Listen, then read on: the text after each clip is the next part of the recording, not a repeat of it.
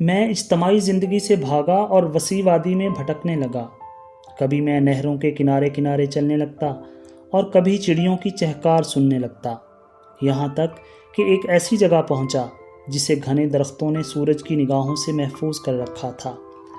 وہاں بیٹھ کر میں اپنی تنہائی سے باتیں اور روح سے سرگوشیاں کرنے لگا، اس پیاسی روح سے جس نے جہاں نظر ڈالی اس شے کو دیکھا جو شراب نہیں سراب نظر آتی ہے۔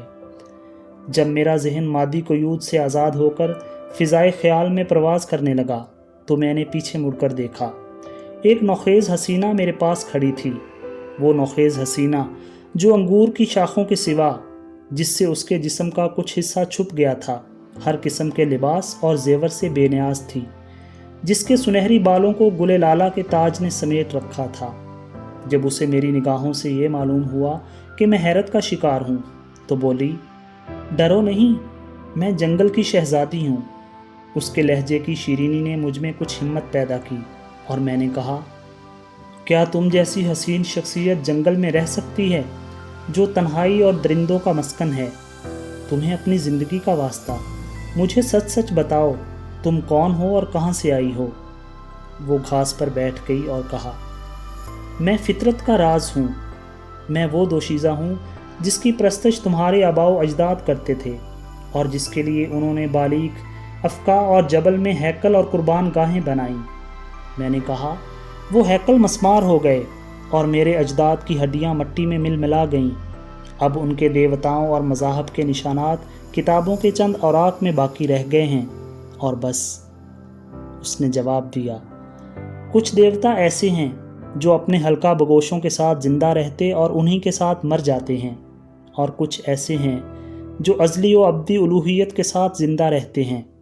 رہی میری الوہیت، سو وہ اس جمال کی مرہون منت ہے جسے تو ہر طرف جلوہ فرما دیکھتا ہے، وہ جمال جو تمام فطرت کار کے لیے اور پہاڑوں اور ساحلوں کے درمیان خانہ بدوش قبائل کے لیے سعادت کا سرچشمہ ہے، وہ جمال جو حکیم کے لیے عرش حقیقت کا زینہ ہے۔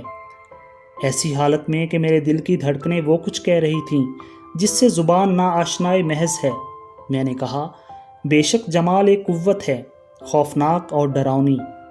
اس کے ہونٹوں پر پھولوں کا تبسم تھا اور نگاہوں میں زندگی کے اسرار۔ اس نے کہا، تم انسان ہر چیز سے ڈرتے ہو، یہاں تک کہ اپنی ذات سے بھی۔ تم آسمان سے ڈرتے ہو حالانکہ وہ امن و سلامتی کا سرچشمہ ہے، فطرت سے ڈرتے ہو حالانکہ وہ اطمینان و راحت کا گہوارہ ہے، خداؤں کے خدا سے ڈرتے ہو اور عداوت و غضب کو اس کی ذات سے منسوب کرتے ہو، حالانکہ اگر وہ محبت و رحمت نہیں ہے تو کچھ بھی نہیں ہے۔ تھوڑی دیر کی خاموشی کے بعد، جس میں لطیف خواب گھلے ملے تھے، میں نے اس سے پوچھا، یہ جمال کیا ہے؟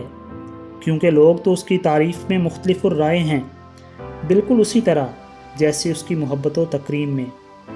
اس نے جواب دیا، جمال وہ ہے جس کی طرف تو خود بخود کھینچے، جسے دیکھ کر تو اسے دینا چاہے، اس سے لینا نہ چاہے، جسے اجسام مصیبت اور ارواح عطیہ سمجھیں، جو رنج اور خوشی کے درمیان رشتہ اتحاد ہو، جو تو روپوشی میں جلوہ فرما دیکھے، لا علمی میں آشنا پائے اور خاموشی میں بولتے سنے، جو ایک قوت ہے جس کا آغاز تیری ذات کی انتہائی پاکیزگی سے ہوتا ہے اور انتہا اس نقطے پر جو تیرے تصورات سے ماورا ہے۔ جنگل کی شہزادی میرے قریب آئی اور اپنا معطر ہاتھ میری آنکھ پر رکھ دیا۔ جب اس نے اپنا ہاتھ میری آنکھ سے ہٹایا تو میں نے خود کو اس وادی میں تنہا پایا۔ میں وہاں سے لوٹ آیا، دل ہی دل میں کہتا ہوا اور بار بار کہتا ہوا، جمال وہ ہے جسے دیکھ کر تو اسے دیکھنا چاہے، لینا نہ چاہے۔